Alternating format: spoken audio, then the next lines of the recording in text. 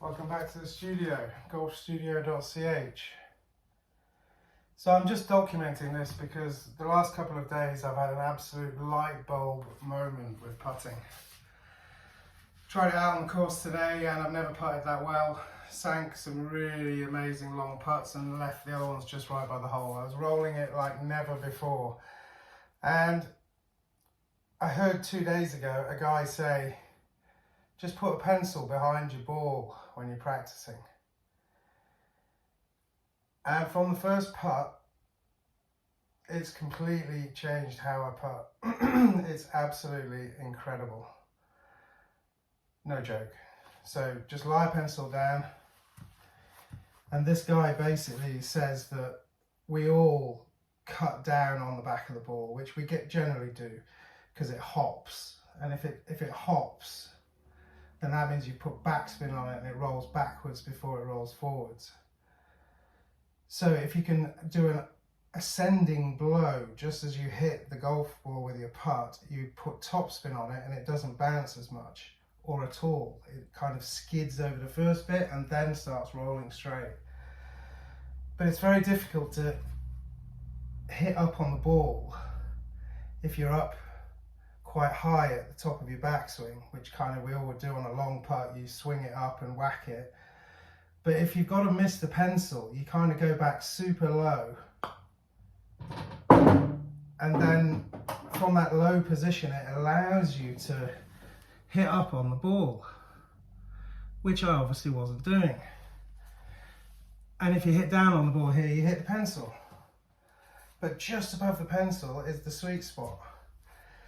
And by having the pencil there, it focuses you on the exact kind of impact point. This is going to go, I can tell this ball's lined up on right edge. So forwards, backwards, over the pencil.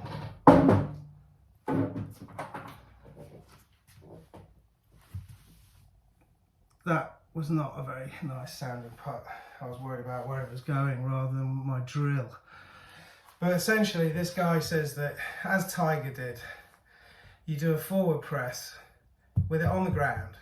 Forward press, that gets everything in motion. Forward press with your hands, take it back, and then you've got to miss the pencil, i.e. go over the pencil. And the word over is quite a long word.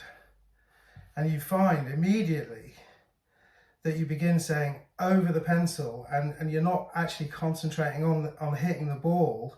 You just concentrate on going over the pencil, and so your swing naturally accelerates kind of up rather than round like we always do. And today the first 3 putts I missed right because I'm not coming round the ball at the end of my putting swing. Because I'm missing the pencil, I'm going up over the pencil and my putt is staying straight. It's absolutely amazing. This is also going right edge.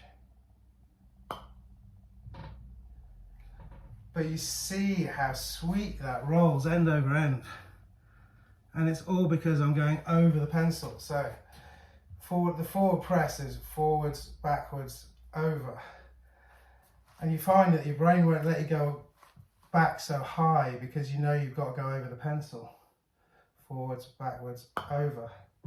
I mean, the roll on that, did you see it? Not a wibble wobble or anything, it's just pure. I mean, I'm not aiming these because I don't want to show you my bum as I have to line it up with a hole. Okay, I'll line this one up. The lights flicker here on the hour for some reason. Apparently it's something to do with the old fuse box, in a traditional old fuse box. And people used to set their watches by the hour flicker, and now it's 4 o'clock exactly. So it's pretty much lined up better than it was before. So basically all I'm doing is setting up with my putter on the far side of the ball, getting back to recording what I'm doing so I don't forget it in the next few days. I've set up with my putter on the other side. It's flat on the ground. I'm not actually holding it. It's flat on the ground. My eyes are right over the top of the ball because I've got my putter here, not my putter here, and my eyes are somewhere else, you know. So I found set up with your putter on the ground, slide it back and you only got to move a little bit, but you're staying way more over the ball going that way. And then forward press, take it back, over.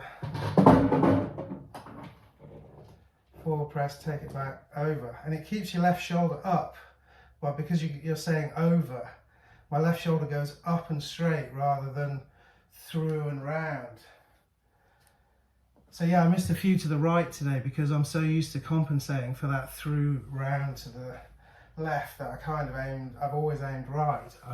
I found out today on the course. But with these Tour Divide, I think they're called Strixon Tour Divide balls, this blue and yellow.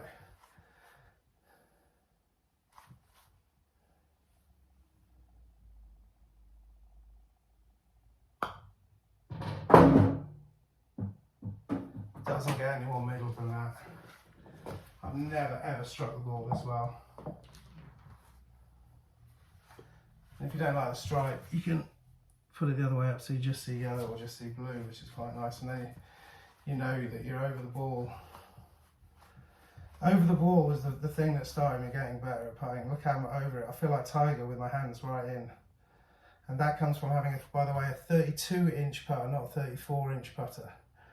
I recommend it to everybody. 34 inches is, I was told once by an old Scottish guy that there were putters made 34 inches because otherwise they're too small and they used to slide down inside the bag and you couldn't get it out.